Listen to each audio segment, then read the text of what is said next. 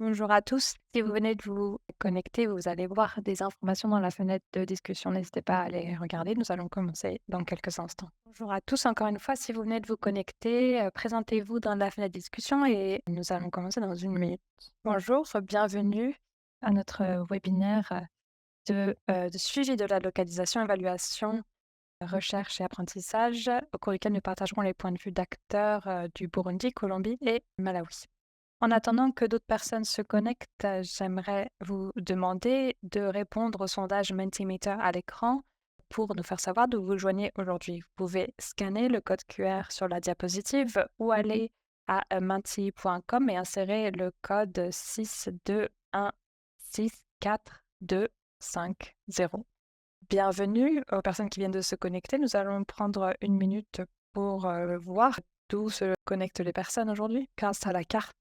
Merci à tous d'avoir participé au sondage et bienvenue au webinaire. Je m'appelle Tori Taylor, je suis l'une des directrices techniques du projet de Data for Impact et je vais m'occuper de l'introduction du webinaire d'aujourd'hui.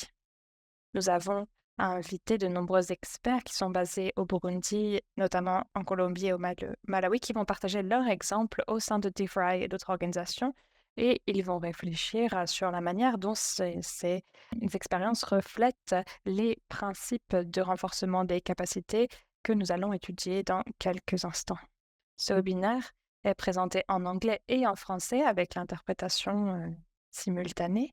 Vous pouvez cliquer sur l'icône interprétation au bas de l'écran et sélectionner désactiver si vous souhaitez entendre l'audio original en anglais et en français. Cliquez sur anglais si vous souhaitez entendre anglais uniquement et sur français pour le français uniquement. Nous avons également des sous-titres disponibles pour le webinaire d'aujourd'hui. Pour l'activer, vous devez sélectionner le bouton afficher les sous-titres, donc CC, et choisir votre langue préférée, anglais ou français, dans votre menu de Zoom. Veuillez noter que le sous-titrage codé dans des langues autres que l'anglais peut ne pas être tout à fait exact. Enfin, nous enregistrons ce webinaire et nous vous enverrons l'enregistrement par email par la suite. Voici un aperçu du webinaire d'aujourd'hui. Je donnerai un bref aperçu de ce qu'est D4I et notre travail, puis je donnerai une orientation aux principes politiques de renforcement des capacités locales de l'USAID. Nous parlerons des principes dans notre discussion aujourd'hui. Ensuite, je demanderai à nos panélistes de se présenter avant de lancer une discussion. Et ensuite, à la fin, nous prendrons des questions du public. C'est avec une grande tristesse, que nous vous annonçons aujourd'hui que la professeure Phyllis Tako Gieke est décédée subitement en juin. Basée à l'Université du Ghana et membre du réseau GemNet Health, la doctoresse Dako Gieke était un éminent universitaire et défenseur de la santé publique qui se consacre à l'amélioration des résultats en matière de santé publique dans les communautés mal desservies. Phyllis était chérie par tous ceux qui ont eu l'occasion de travailler avec elle et elle nous manquera beaucoup. Nous aimerions prendre un moment de silence pour nous souvenir d'elle. Merci de vous joindre à moi pour ce souvenir. Data for Impact, donc D4I, est financé par l'USAID. Il s'agit d'un consortium dirigé par l'Université de Caroline du Nord à Chapel Hill, en partenariat avec Palladium, ISF, JSI et l'Université de Tulane. D4I renforce la capacité locale à générer et à utiliser des données de santé de haute qualité pour des décisions stratégiques sur les politiques et les programmes de santé au niveau national, infranational et communautaire. Le projet étudie l'efficacité des programmes, intègre la question de genre dans toutes les activités, soutient la gestion adaptative et tire les leçons des données probantes. D4I s'appuie sur l'expertise technique de chaque organisation partenaire et s'appuie sur un vaste réseau de partenaires locaux dans les pays prioritaires de l'USAID. Vous pouvez poser des questions tout au long du webinaire à l'aide de la fonction de questions-réponses de Zoom, mais on nous demande de ne pas poser les questions dans la fenêtre de discussion. Nous ferons de notre mieux pour répondre à vos questions à la fin du webinaire. La localisation de MERL permet de s'assurer que les acteurs locaux disposent des ressources et capacités nécessaires pour prendre des décisions équitables et fondées sur des données probantes. Les applications de cela dans les activités MERL comprennent le renforcement des capacités locales, l'utilisation d'une lentille systémique, l'engagement avec divers acteurs et organisations locaux et la mise en œuvre d'autres bonnes pratiques pour le développement dirigé localement. Aujourd'hui, il s'agit de notre 4e webinaire d'une série axée sur la localisation dans MERL. Cette série partagera des outils, des approches pour une planification efficace des actions en matière de capacité, le suivi de la durabilité, y compris les rôles des acteurs locaux dans des programmes complexes, la promotion des voix locales par le biais de méthodes de responsabilité sociale. Pour en apprendre davantage, vous pouvez regarder la série de webinaires sur le canal de D4I. Vous obtiendrez le lien pour cela. Avant de passer aux intervenants, j'aimerais prendre un moment pour nous informer sur les principes politiques de la LCS et leur objectif de renforcement des capacités qui se base donc sur 7 principes. Même avant le développement de cette politique, l'USAID était engagé à soutenir les capacités locales et la politique réaffirme cet engagement en faveur du renforcement des capacités pour informer la programmation. Ces principes sont conçus pour se baser sur les forces locales et les renforcer, répondre aux priorités locales et s'aligner sur les stratégies de l'USAID. Les 3 premiers principes relèvent du principe de programmation efficace du renforcement des capacités locales. Commencer par le système local, renforcer les capacités diverses, planifier une mesure de l'amélioration de la performance en collaboration avec les partenaires locaux. Les 4 autres principes sont axés sur un partenariat équitable dans le renforcement des capacités locales. Et donc, il faut tenir compte des capacités locales et des priorités locales. Et il s'agit également de faire preuve de mutualité avec les partenaires locaux. Au cours de cette discussion, nous réfléchirons au renforcement des capacités locales en fonction de ces principes et vous entendrez peut-être faire référence au langage de ces principes. Si vous souhaitez en savoir davantage sur cette politique, veuillez consulter le site web de l'USAID pour les LCS, dont le lien a été partagé dans la fenêtre de discussion. Merci de m'avoir donné le temps d'effectuer cette introduction. Maintenant, je vais passer la parole à nos panélistes afin qu'ils se présentent. Diapo suivante. Andrea, à vous la parole. Merci Terry, bonjour à tous. Je m'appelle Andrea Navarrete. C'est un plaisir d'être ici aujourd'hui. Pour vous donner un aperçu de mon parcours, je suis ingénieure. J'ai travaillé tout au long de ma carrière avec différents intervenants pour relever des défis mondiaux complexes en en travaillant avec les ONG, les organisations internationales, les agences gouvernementales, des universités et organisations locales sur des projets à impact social fort. Je me suis concentrée sur le suivi et l'évaluation, la gestion des connaissances, la planification stratégique et la conception de politiques publiques. Actuellement, je suis responsable régional MERL pour l'Amérique latine au UK Partnering for Accelerated Climate Transitions, donc UK PACT. Ce programme qui vise à soutenir les pays dans le fait de surmonter les obstacles à la croissance et accélérer leurs efforts d'atténuation du changement climatique. En plus de ce rôle, je suis également professeure à l'Universidad de los Andes en Colombie. Ma formation universitaire me permet d'apporter une connaissance profonde des approches systémiques à la résolution de problèmes et cela est crucial pour s'attaquer à des problèmes sociaux complexes.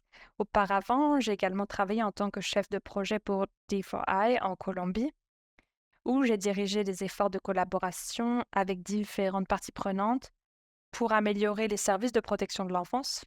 Mon travail consistait à élaborer des modèles logiques et des indicateurs de performance, former le personnel aux outils de suivi et évaluation et la visualisation des données et reconcevoir les systèmes d'information pour améliorer la gestion des cas pour la protection de l'enfance.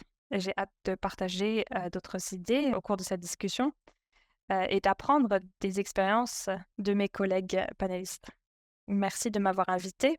Taonga, à vous la parole. Diapo suivante. Merci, bonjour à tous. Je m'appelle Taonga Masebola. C'est un plaisir de vous rencontrer, de faire partie des membres de ce webinaire. Je vais tout d'abord parler de moi, puis de mon organisation. Je travaille au Centre de recherche sociale de l'Université du Malawi. J'ai plus de 6 ans d'expérience en évaluation et en recherche, principalement dans le domaine de la santé publique. J'ai de l'expertise dans l'évaluation et la recherche qualitative, quantitative et mixte, mais ma plus grande force réside dans les méthodes quantitatives. J'ai été impliquée dans plusieurs projets de recherche et d'évaluation au fil des ans, à la fois en tant que chercheur principal et chercheur.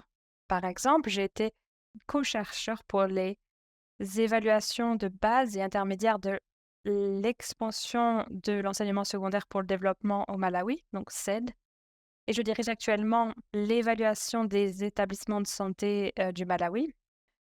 Les 2 projets ont été financés par l'USAID et Data for Impact. Mon organisation, le Centre de recherche sociale, est un centre de recherche semi-autonome situé à l'Université du Malawi.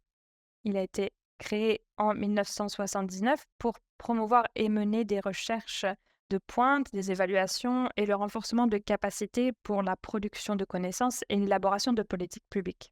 Notre travail a évolué au fil des années et actuellement, il s'organise autour de 4 domaines thématiques: la santé publique et la société. C'est sur cela que je me concentre dans mon travail. Ensuite, il y a la pauvreté et le bien-être économique, la gouvernance, les institutions et la citoyenneté, et l'inclusion et l'équité sociale. Avec une expérience de recherche depuis 1979, le Centre de recherche sociale est sans égal par tout autre organisme de recherche au Malawi en termes de conduite de recherche et d'évaluation en sciences sociales et connexes. Les chercheurs du CSR ont une vaste expérience dans la gestion d'enquêtes à grande échelle, de recherche qualitative et d'évaluation pour de nombreux pays, notamment la Banque africaine de développement, le Bureau des affaires des étrangères, du Commonwealth, du développement, l'UNICEF, le PNUD, l'USAID, les universités locales internationales, y compris l'Université de Caroline du Nord, pour n'en citer que quelques-unes. Et merci, à vous la parole, René. Diapo suivante. Merci, bonjour à tout le monde. Pour parler de moi, je m'appelle René Maniakiza. Je suis un chercheur senior ayant plus de 20 ans d'expérience dans l'enseignement et la recherche à l'Université du Burundi, avec plus de 15 ans d'expérience comme chercheur et consultant dans le domaine du suivi et évaluation.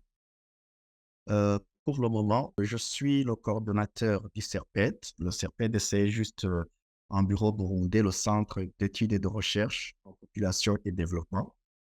C'est un bureau spécialisé dans la recherche quantitative et qualitative, et particulièrement dans le domaine du suivi et évaluation. Alors, pour parler de CERPED, depuis 2017, nous sommes partenaires de plusieurs, donc nous sommes partenaires de USAID pour les activités SIMS. SIMS, c'est juste une évaluation de la qualité des services offerts par les centres de services, les centres de santé qui bénéficient des appuis de USAID PEPFAR. Nous faisons également des activités de data quality check et de data quality monitoring.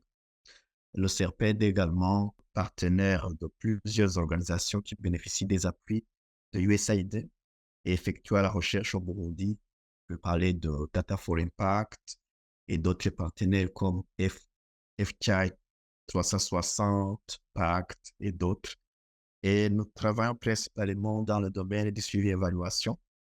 Et dans ces différents projets qui sont mis en œuvre par PED et les études réalisées, je travaille toujours comme chef de mission, comme chercheur principal, ayant surtout des tâches spécifiques comme rôle principal de coordonner les activités et assurer la qualité de la recherche et des résultats.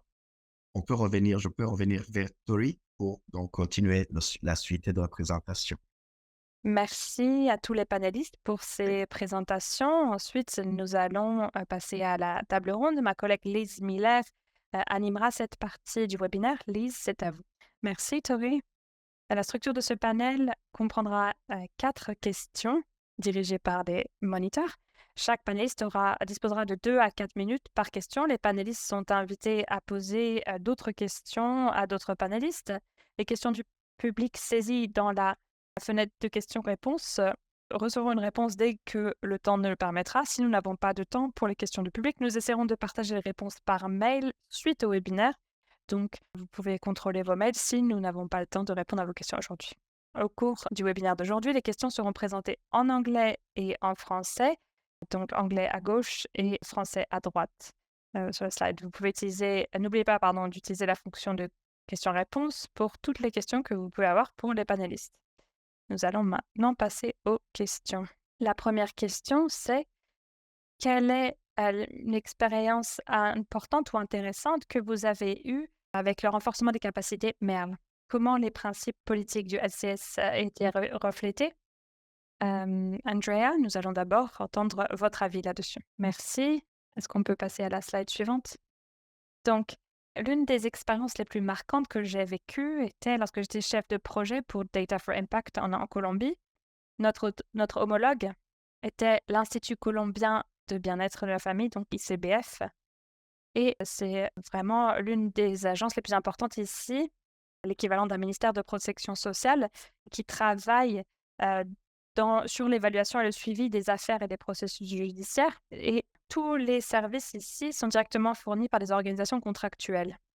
Donc, comme nous l'avons mentionné, il y a plusieurs acteurs impliqués dans la protection de l'enfance, les enfants, leurs familles, leur communauté. Il y a les prestataires de services contractuels, les ICBF à différents niveaux, national, régional, local.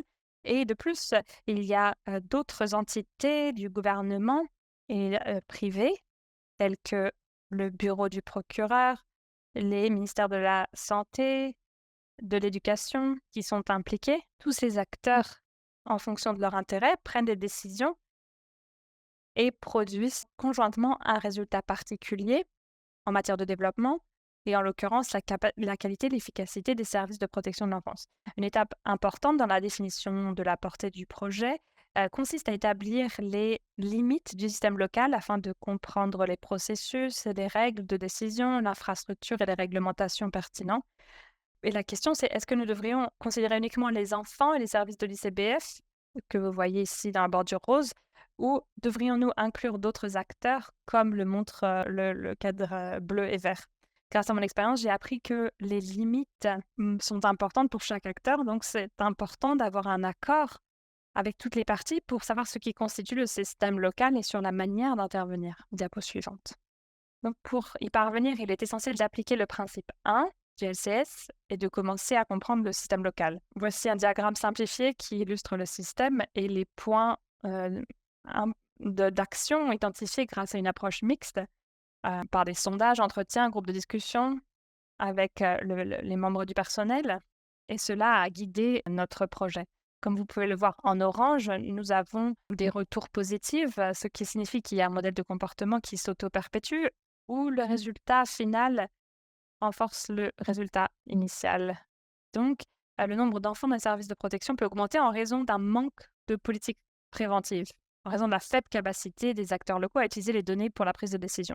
Ce comportement est contrôlé par l'action de la boucle verte de rétroaction négative qui régule les politiques préventives locales par une coordination interinstitutionnelle accrue, sous l'impulsion de la pression des communautés et des gouvernements nationaux pour contrôler le nombre de cas. Malheureusement, la faible qualité des données au niveau local renforce l'augmentation du nombre d'enfants dans les services de protection à l'ICBF, augmentant ainsi la charge de travail des équipes de plaidoyer, des prestataires de services et en réduisant l'utilité des indicateurs pour la prise de décision. Et c'est ce qui fait cette boucle de rétroaction positive violette. Sur la base de la compréhension de ce système et des priorités locales, le principe numéro 4 donc, avec l'ICBF, nous sommes concentrés sur 3 activités principales pour tirer parti des capacités existantes et transformer le système. La première, c'était d'améliorer l'utilisabilité du module de protection de l'enfance au sein du système d'information à l'aide d'outils de réflexion conceptuelle tels que la cartographie de l'expérience utilisateur, les histoires d'utilisateurs, les maquettes interactives, pour améliorer l'utilisabilité et la fonctionnalité dans le but d'améliorer la qualité des données. Donc, vous allez voir les activités, l'impact qu'elles ont connu. Nous avons mis en place une méthodologie pour identifier les visualisations nécessaires pour les bureaux locaux, aidant ces équipes de plaidoyer à comprendre l'utilité de l'analyse des données agrégées pour la prise de décision.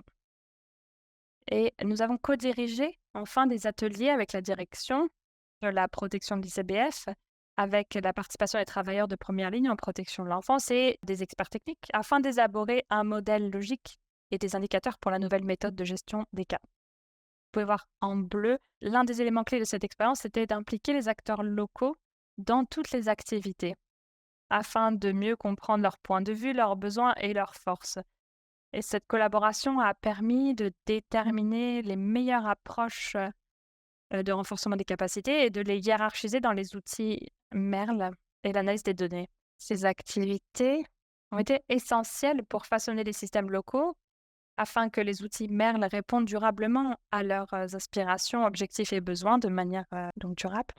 Cette expérience a souligné l'importance de la définition collaborative des limites du système, du renforcement mutuel des capacités, de l'utilisation des données pour une prise de décision éclairée. Nous avons tous appris les uns des autres et cela nous a permis de mettre en œuvre des activités qui ont véritablement exploité les capacités locales pour transformer les comportements du système. Merci. Diapo suivante. Merci, Andrea. Tawanga, à vous la parole. Merci. Merci, Lise. Je vais essayer d'être concis. J'ai eu une expérience incroyable dans la mise en œuvre de l'évaluation d'impact de l'expansion de l'enseignement secondaire au Malawi pour le développement financé par l'USAID entre 2021 et 2024, qui a été mise en œuvre avec la Data for Impact. Lorsque nous avons commencé l'évaluation, Data for Impact nous a aidés à évaluer nos besoins en matière de capacité à l'aide de l'outil RECAP, recherche et évaluation. L'objectif n'était pas de déterminer si nous allions mettre en œuvre avec succès l'évaluation au Malawi, mais au lieu de cela, l'évaluation des capacités a donné de nombreuses opportunités de formation et de mentorat pour l'équipe d'évaluation locale et les chercheurs et stagiaires au sens large, notamment une formation sur l'analyse des données qualitatives à l'aide de D12, une formation sur la visualisation des données et la rédaction de résumés de résultats, ainsi qu'un mentorat en analyse de données quantitatives à l'aide des méthodes Difference in Difference as Data, dont j'ai personnellement bénéficié. Et cette évaluation initiale de nos besoins en capacité à l'aide du recap s'aligne sur les principes sur 3 des principes LCS pour un partenariat équitable dans le renforcement des capacités locales, en particulier les principes 4 et 5, le renforcement des capacités sur les priorités locales, l'appréciation et le développement des capacités existantes, respectivement. Merci beaucoup, Lise. Merci, Tawanga. René, à vous la parole. Merci. Je vais parler d'une seule expérience, donc avec le renforcement des capacités, un suivi et évaluation dans la recherche et l'apprentissage. L'expérience dont je vais parler concerne essentiellement l'utilisation des outils d'analyse des données, les données qualitatives par Data for Impact. Ça veut dire que nous menons des recherches, nous faisons la collecte et l'analyse des données. Et dernièrement, donc, nous avons collaboré avec Data for Impact dans l'évaluation d'un projet de santé au Burundi, un projet de santé intégré. Et durant ce partenariat pour l'évaluation de ce projet, nous avons bénéficié d'un appui en termes de renforcement des capacités grâce à Data for Impact à travers une formation sur 2 semaines sur l'usage d'un logiciel d'analyse des données qualitatives des 12. Et cela, pour nous, ça a été une expérience enrichissante parce que nous avions notre propre approche d'analyse, mais nous avons bénéficié de cette formation pour finalement faire une analyse qualitative en utilisant cet outil. Et 4 de nos chercheurs ont bénéficié donc de cette formation sur le logiciel de 12. Et pour nous, c'est une expérience enrichissante parce qu'elle répondait à nos besoins, parce qu'on a collaboré, mais on a constaté qu'en termes de besoins, cette formation était nécessaire. Alors, si on analyse la contribution ou les principes les principes de renforcement des capacités locales, LCS, qu'ils étaient présents parce que cette formation visait d'abord à autonomiser nos chercheurs en utilisant cet outil qui à la fois sert dans la recherche que nous faisons, mais également va nous servir aussi de l'utiliser dans d'autres recherches ultérieures. La formation répondait aux priorités de notre organisation pour bien exécuter nos tâches, mais également elle a impliqué notre organisation locale partenaire de Data for Impact.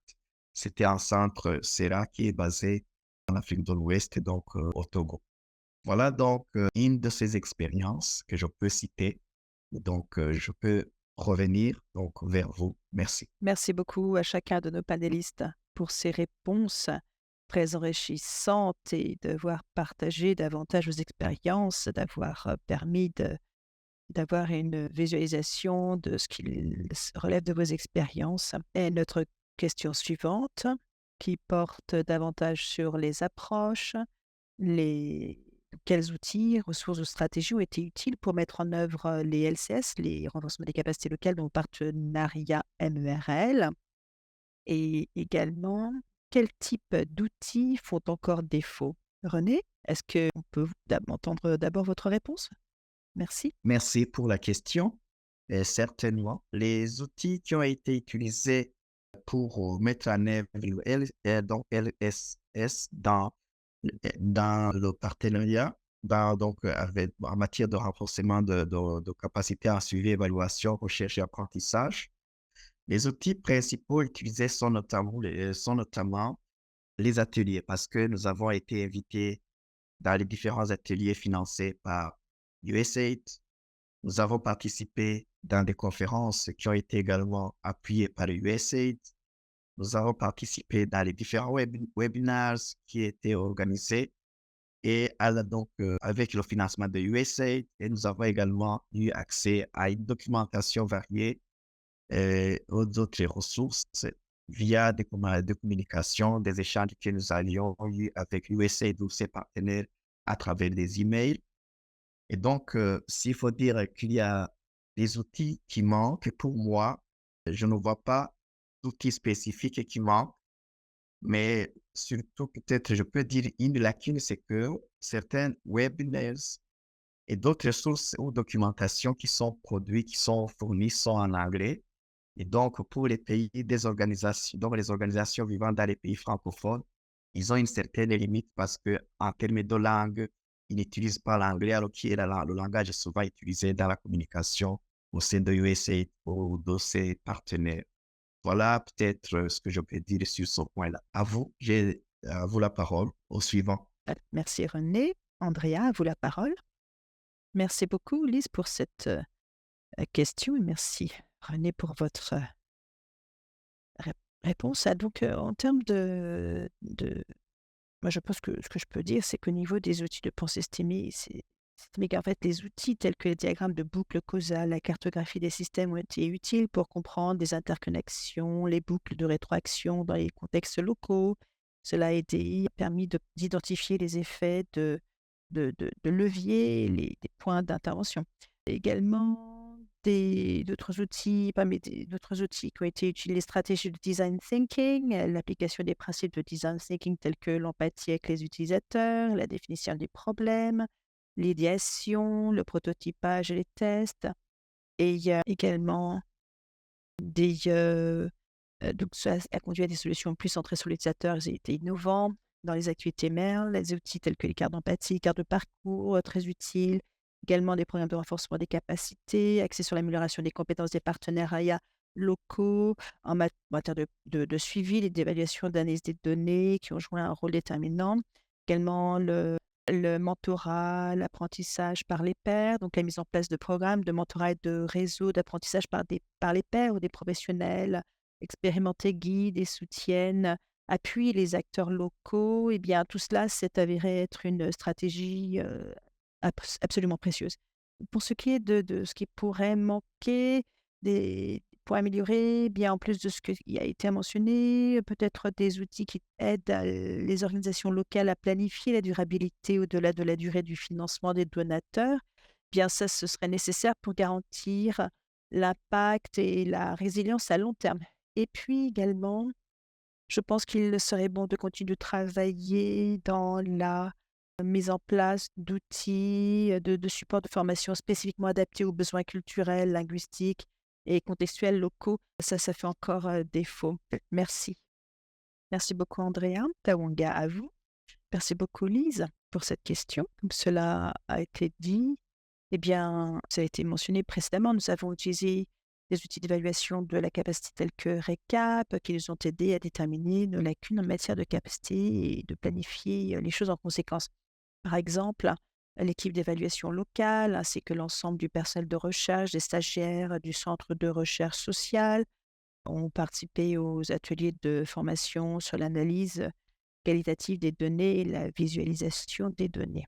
De plus, euh, euh, l'équipe Data for Impact a fourni le soutien et le mentorat nécessaire lors de l'analyse et de la production de rapports sur les données quantitatives et qualitatives tout au long de la période d'évaluation. Donc, à nouveau, je dois dire que nous les avons trouvés très utiles lors de notre partenariat MERL avec D4I, Data for Impact, sur l'évaluation d'impact de CID. Et en effet, c'est vraiment, nous avons pu voir que cela a été très utile lors de différents ateliers organisés. Et puis, pour répondre à la deuxième partie de votre question, bien, je dirais qu'à mon avis, enfin, moi, je ne soulignerais pas nécessairement qu'il y ait des outils spécifiques qui manquent. Cependant, ce que je pourrais dire plutôt, c'est que dans la plupart des cas, les initiatives de capacité sont limitées dans le cadre du projet ou de l'activité, eh bien, et que parfois c'est parfois en raison de contraintes budgétaires. Donc, parfois, il y a par exemple, il se peut que nous manquions de progiciels pour l'analyse des données. Et en fait, ce qui serait essentiel, c'est d'avoir un arrangement de mentorat qui irait au-delà de la fin du projet. De cette façon, une institution locale peut investir dans l'obtention de ceux-ci une fois que son personnel a la capacité de les utiliser. Par exemple, que ce soit les logiciels, etc. Donc, je dirais en 2 mots que les initiatives de capacité au-delà des partenariats MERL spécifiques au projet font défaut pour mettre en œuvre la politique LCS, donc les renforcement des capacités locales. Merci. Merci beaucoup, Tawanga. Merci à tous nos panélistes d'avoir apporté vos réponses à cette question. Notre troisième question à présent. Quel est un défi important que vous avez rencontré dans la localisation des pratiques de SERA au sein de vos partenariats? Également, quels changements pensez-vous nécessaires pour renforcer le leadership local dans le SERA? Tawanga, si vous voulez bien prendre la parole pour votre réponse en premier lieu. Merci beaucoup, Lise. Eh bien, je soulignerai 2 défis, moi, que j'ai rencontrés, qui ne sont pas spécifiques à notre partenariat avec Data for Impact sur le projet SEED au Malawi. Mais en fait, c'est même le meilleur partenariat, je dois dire, que nous ayons eu. Le premier défi, la première problématique qu'on a pu rencontrer, c'est l'absence de prise de décision qui soit inclusive. Alors, nous comprenons le contexte local, nous tenons compte des faits pour appuyer la prise de décision. Mais il arrive que nos voix ne soient pas entendues par nos homologues internationaux et que des décisions soient prises à l'opposé. Un autre défi, c'est le manque de pouvoir de négociation, notamment en ce qui concerne le budget. Et puis, parfois, certains partenaires peuvent vouloir que vous mettiez en œuvre une activité à un coût minime ou même gratuitement. Et c'est compliqué. C'est ce qu'un partenaire international ne peut pas faire. Maintenant, en termes de changement, il reste beaucoup à faire pour renforcer le leadership local dans le MERL. Alors, je vais souligner quelques points. Premièrement, l'établissement de partenariats durables qui vont au-delà des projets pour assurer un mentorat qui soit continu. Dans ces partenariats, les parties devraient délibérément attribuer des rôles de leadership aux institutions locales, tandis que les institutions internationales devraient fournir le soutien nécessaire. En plus de cela, dans ces partenariats, les parties devraient délibérément attribuer des rôles de leadership aux institutions locales, tandis que les institutions internationales fournissent le soutien nécessaire. En outre, des efforts délibérés devraient être déployés pour aider les institutions locales à gagner en crédibilité et en capacité à mettre en œuvre des projets MERL de haute qualité. Cela les aidera à leur tour, les institutions locales, à se voir confier par d'autres organisations internationales d'autres projets. Et cela peut se faire en attribuant des rôles de leadership aux institutions locales et en co-redirigeant des articles de revue dans le cadre de projets MERL, ce qui renforcerait également la visibilité de l'institution locale à l'échelle internationale. Il est également nécessaire d'accroître ou de faciliter l'accès au financement pour les institutions locales. L'un des moyens d'y partenir, par exemple, c'est de simplifier les processus de demande et de rapport, ainsi que d'exploiter des partenariats à long terme au niveau institutionnel au-delà des calendriers des projets. Enfin, il est nécessaire de sensibiliser davantage les institutions internationales pour qu'elles encouragent les dirigeants locaux à assumer des rôles de leadership dans leurs activités MERL. Alors, Débarrassons-nous de l'attribution par défaut des rôles de leadership aux partenaires internationaux. Merci. Merci, Toa Tawanga. René, qu'en pensez-vous? Euh, Au sein de nos partenariats avec d'autres organisations, notamment pour le renforcement du suivi et évaluation, la recherche et l'apprentissage, je ne vois pas, au niveau de notre organisation, je ne vois pas de défi spécifique. Mais comme nous avons eu à collaborer avec les différents partenaires dans le renforcement de capacités d'autres organisations, notamment en CERA, le constat particulier que nous avons fait est que nous avons rencontré certaines difficultés pour certaines organisations qui ne peuvent pas comprendre l'importance de CERA, notamment par le leader, parce que ne voient pas l'importance. Et pour nous, je crois que le défi réside à ce niveau-là et il est nécessaire d'accorder une formation approfondie sur le même, mais dans cet accord de formation de ces organisations-là, il faut mettre en particulier l'accent sur la participation des leaders et gestionnaires des projets et des responsables des organisations qui bénéficient des financements pour qu'ils puissent comprendre finalement l'importance de mer. Voilà ce que je peux dire. À vous la parole, Elise. Vous pouvez reprendre la parole. Merci beaucoup, Andrea, à vous la parole. Merci beaucoup. C'est un exemple très intéressant qui a été donné par Tawanga et René. Alors l'un des principaux défis que j'ai rencontrés a été de changer l'état d'esprit des dirigeants au niveau central en ce qui concerne l'implication des équipes locales dans des activités telles que la refonte du module bénéficiaire, notamment au niveau du système d'information. Donc au départ, les dirigeants centraux pensaient qu'ils avaient déjà une compréhension claire des changements et des priorités nécessaires. Cependant, lorsque l'on a décidé d'impliquer les équipes locales dans ces activités, eh bien, c'était fascinant de voir leur perspective changer lorsqu'ils ont interagi avec les acteurs locaux et qu'ils ont réalisé l'importance d'intégrer les idées locales. Parce que, en effet, les acteurs locaux possèdent une connaissance approfondie des questions et des réglementations en matière de protection de l'enfance, ainsi que des points faibles, des inefficacités du système d'information. Donc, leur contribution au cours du processus de refonte ont donné lieu à des idées innovantes et construites conjointement qui mettent en valeur l'expertise locale. Et cette expérience a été transformative, vraiment, elle a été transformatrice. Elle a conduit à un changement durable dans la façon dont l'ICBF s'engage auprès des parties prenantes locales, même dans des projets qui ne sont pas liés à DFI, Data for Impact. Donc, parmi les changements, il s'agit de mettre en place une prise de décision inclusive, c'est-à-dire en impliquant les acteurs locaux dans les décisions stratégiques et opérationnelles. Eh bien, les projets bénéficient de leurs connaissances sur le terrain. Par ailleurs, cela crée des structures de gouvernance conjointes afin de garantir que les voix locales soient non seulement entendues, mais également qu'elles aient une influence réelle. Deuxièmement, et enfin, pour ce qui est de la reconnaissance et de l'évaluation, eh bien, je dirais qu'il s'agit de passer activement d'une approche descendante à une approche qui valorise réellement et intègre véritablement les connaissances locales. Les dirigeants centraux doivent être ouverts à l'apprentissage des parties prenantes locales en comprenant que leurs proches interactions avec la communauté et les systèmes offrent des perspectives absolument inestimables. Merci. Merci, chers panélistes, pour ces excellents exemples et ces informations très importantes, très enrichissantes. Je vais prendre un petit moment à présent pour cette autre question, avant de poser la question, pour rappeler à notre auditoire que s'ils ont des questions, qu'ils n'hésitent pas de poser leurs questions dans la chat et dans la partie Q&A. Et si nous en avons le temps, à la fin de cette session, eh bien, nous y répondrons. Sinon, les réponses y seront apportées ultérieurement. Alors, notre prochaine question est la suivante. Sur quoi souhaitez-vous que l'USAID se concentre l'année prochaine pour être davantage aligné avec la politique du LCS et pour soutenir les acteurs locaux. Andrea, à vous la parole en premier lieu. Merci Lise.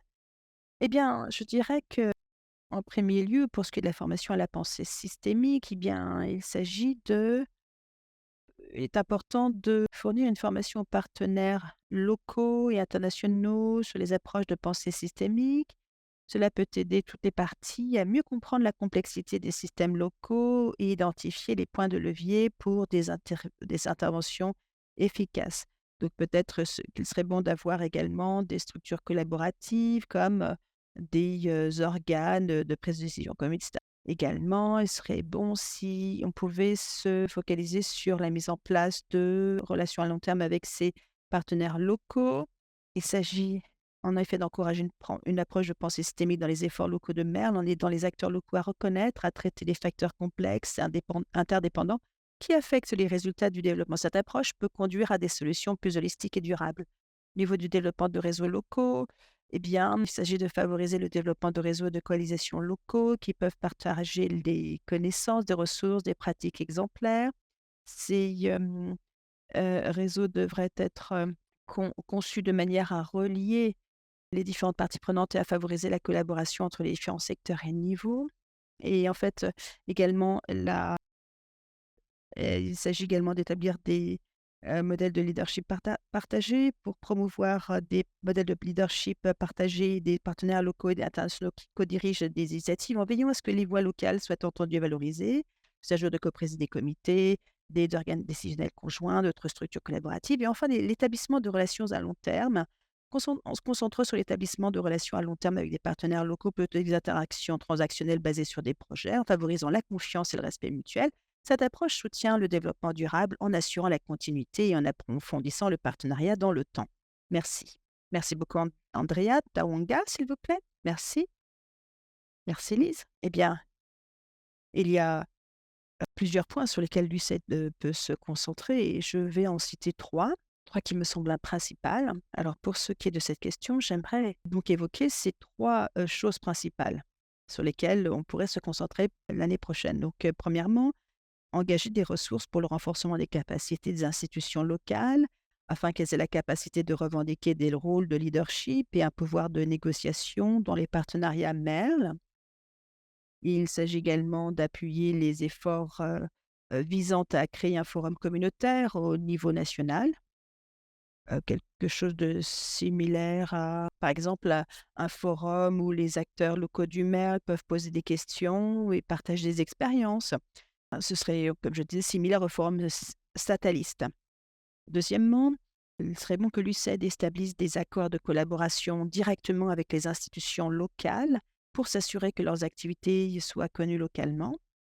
Parfois, en effet, vous êtes ici au sujet d'une mission financée par l'UCED après avoir été contacté par un collaborateur international potentiel. Et cela peut être géré par l'UCED dans le pays d'une manière où il y a avec le concours de partenariats locaux et internationaux. Enfin, il s'agit d'attribuer le financement directement aux institutions locales à la suite d'un accord de collaboration actuel existant. Et le cas échéant, les institutions locales doivent ensuite identifier des partenaires internationaux avec lesquels elles peuvent travailler. Merci. Je vous donne la parole, René, s'il vous plaît. Merci, René. Merci. Moi, je dirais que notre souhait, vu qu'il y a certaines organisations locales qui ont déjà une bonne expérience donc de travailler avec USAID et que ces organisations ont fait preuve de leur capacité, pour moi, il serait souhaitable que USAID augmente le paquet de services, l'accord d'accord confié aux organisations locales et donc leur faire confiance parce qu'ils ont déjà démontré leur capacité. Et la deuxième chose, bien sûr, si on augmente le paquet de services, il faudrait parallèlement augmenter le montant des financements qui sont offerts. Et vu que aussi, quand on augmente le financement, il faut toujours continuer à faire augmenter le suivi, le système de suivi, tout en continuant à renforcer les capacités de gestion de ces organisations. Donc, je crois que ces sont des éléments essentiels qui, pour moi, sont les souhaits pour les prochaines années, donc pour USAID de la part de nos organisations locales. Voilà, je peux revenir à vous, Lise. Merci. Merci à nos panélistes pour vos réponses très intéressantes. Nous avons des questions dans la partie Q&A de la part de nos membres. Vous pourriez peut-être nous dire qui voudra répondre à cette question. Donc, la question, c'est est-ce que vous pourriez nous expliquer davantage ce qui relève de l'évaluation des capacités sur des compétences comme par exemple la visualisation des données qui ne sont pas facilement évaluables, ne sont pas facilement évaluées via des questions de type oui ou non, oui et non. Alors, comment des organisations peuvent améliorer l'utilisation des packages statistiques qui coûtent assez cher et pourtant elles utilisent habituellement du travail sur des lignes de base, des baselines, des endlines sur des périodes de 5 ans? Est-ce que vous avez mis en place des choses, des dispositions pour ce qui est des analyses par des experts ou des organisations sur d'autres aspects? Tawanga, merci beaucoup pour cette question. Alors, ce que l'on a fait, c'est que après avoir eu nos capacités évaluées, nous avons produit des présentations intéressantes, des rapports intéressants, afin de pouvoir, voilà, en fait, pour ce qui est de la visualisation des données, il y a beaucoup d'icônes que vous pouvez faire dans cette présentation, dans les rapports également. Donc, c'est une question pour ce l'interprète vous prie de l'excuser, le son n'est pas optimal et difficile d'entendre. Alors, en fait, il s'agit on utilise différents outils. En termes des packages statistiques, dans notre cas, je suis d'accord, il s'agit d'être d'accord avec les partenaires à qui nous allons fournir auprès desquels nous allons acheter les statistiques en termes de pour ce qui est des périodes. L'interprète vous prie de l'excuser, le son n'est pas optimal, lui est difficile d'entendre. J'espère que j'ai pu répondre à votre question. Donc la question pour rappel, expliquer la visualisation des données qui ne sont pas faciles à évaluer par des questions par oui, par non. Comment les organisations peuvent-elles améliorer l'utilisation de logiciels statistiques qui coûtent beaucoup d'argent et pourtant elles effectuent généralement des références, des évaluations finales sur des périodes de 5 ans. Avez-vous déjà pris des dispositions dans lesquelles l'analyse finale est effectuée par des experts? Les organisations dirigent d'autres aspects. Voilà la question. Donc Andrea ou René, Andrea. Alors, pour ce qui est des données, j'aime bien moi ces packages de données, pour analyser les données, mais je voudrais mentionner des stratégies que nous utilisons pour la reconception de de système avec les acteurs locaux. Donc tout d'abord, il s'agissait de mettre en place des ateliers où tous les participants peuvent participer, peuvent faire des études de cas en présentant des scénarios réels dans lesquels ils pouvaient interpréter des données. Il s'agit de travailler sur des données dont ils ont besoin, de prendre des décisions, de faire des rapports pour que tout cela leur soit vraiment utile, de façon que cela réponde à leurs besoins. Également des outils de design. Également, nous concevons le système où cela nous permet de faire une visualisation sur le papier. En fait, cela permet aux participants de s'autonomiser et ils peuvent demander les informations qu'ils ont vraiment besoin pour que leur prise de décision soit vraiment efficace. Merci beaucoup, Andrea. Voilà, j'ai le temps en tête. Il ne nous reste plus qu'une minute. Donc, je voudrais juste prendre une dernière minute pour inviter les personnes à regarder ces informations, ces publications qui sont très importantes. Vous pourrez trouver davantage d'informations sur Merle, etc. Également un manuel pour ce qui est de nos ressources. Mais également, je voudrais remercier nos merveilleux panélistes, également notre auditoire qui a participé à cet webinaire. Merci beaucoup pour votre disponibilité. Donc, l'enregistrement de cette réunion sera disponible sous peu. vous sera envoyé. Donc si vous avez un panéliste, souhaite faire une dernière, c'est-à-dire souhaite dire des mots de conclusion, qu'il n'hésite pas, Andrea ou Tawanga ou René, si vous avez, quelque chose à dire, Andrea, peut-être? Non, juste inviter l'auditoire, l'audience à continuer d'utiliser tout cela dans leur projet. Ça aide beaucoup, ça rend les choses, durables. Au niveau de nos interventions que l'on faisons de manière durable dans toutes les pays. René, est-ce que vous avez quelque chose à dire pour conclure? Non, non, pas vraiment d'intervention spécifique. Je vous remercie. Merci beaucoup René. Tawanga, merci Lise. Les LCS, ce qui est nécessaire pour nous assurer que les choses soient mises en œuvre de manière étendue, de façon que les gens, les organisations, notamment les organisations internationales, comprennent et utilisent les politiques pour ce qui est des capacités des acteurs locaux. Merci beaucoup. Merci à nos panélistes pour leur participation très précieuse et je vous souhaite bon vent dans vos projets. Merci aux organisateurs. Très bonne fin de journée. Au revoir.